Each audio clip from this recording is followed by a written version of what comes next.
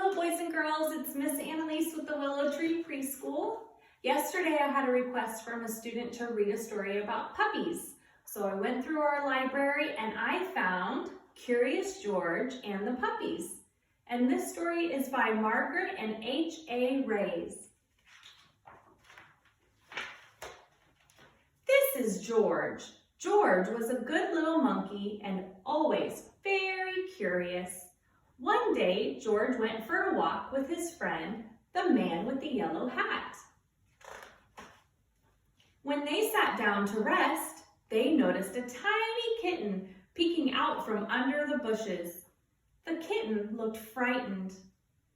"Perhaps she is lost," said the man with the yellow hat. Together, he and George searched the park for the little kitten's owner. But the kitten was all alone. "This kitten is too young to be on her own," the man said. "We should take her to the animal shelter, where they can care for her and find her a home." So George and the kitten and the man with the yellow hat drove to the animal shelter. The director of the shelter was glad to see them. "It was so good of you to bring the kitten here," she said. "We will be happy to take care of her."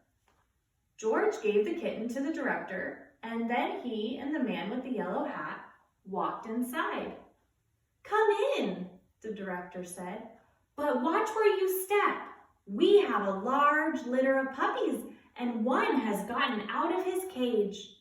We're still looking for him, so please be careful." She closed the door quickly behind them. George had never been to an animal shelter before. Animals of all kinds were being cared for here. George saw bunnies, cats, turtles, and guinea pigs.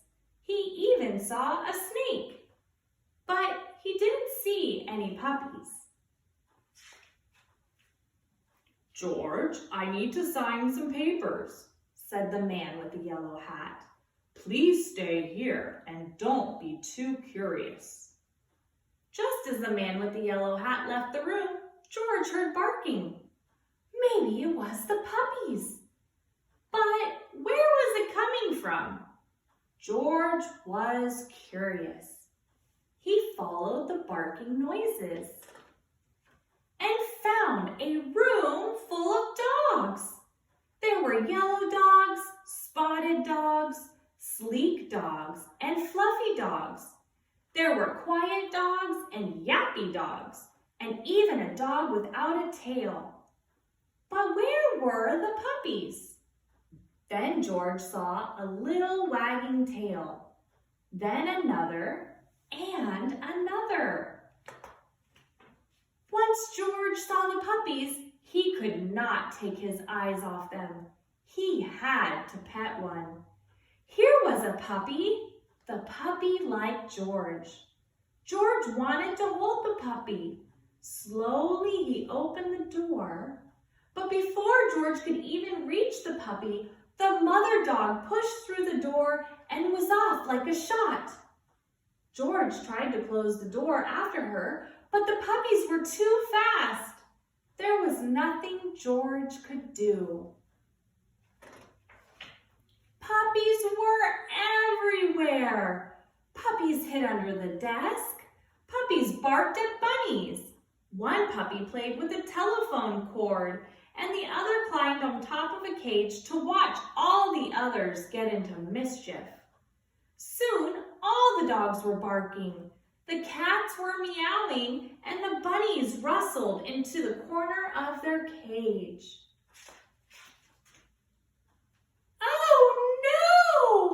Cried the director as she and the man with the yellow hat rushed into the room. "Now all the puppies are out!" The man with the yellow hat helped the director gather up the puppies and put them safely back into their cage. Soon all the animals settled down and were quiet. Except for one. Who was still barking? It was the mother dog. she barking at? There was nothing there but a door. There must be something on the other side, thought George. He opened the door. It was a missing puppy. Everyone was happy to finally find the puppy. The director scooped him up and said, "George, you certainly caused a ruckus, but if you hadn't let the puppies out, we might still be searching for this little one." Then she gave the puppies a snack and their mother a snack. "These puppies are now big enough to go live with families who will take care of them," she said. "Do you want to take one home with you, George?"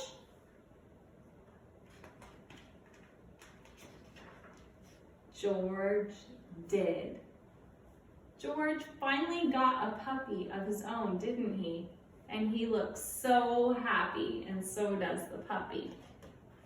The end. Boys and girls, if you have any ideas of books that you would like me to read, just tell your mom and dad to let me know, and I would be happy to read the book if I have it here at school. I miss you all so very much. I hope we can get back to school soon. In the meantime, keep enjoying these stories that I'm reading to you, and tell your parents to check their email for more details on video chat meetings. Mwah, miss you all so much. Take care.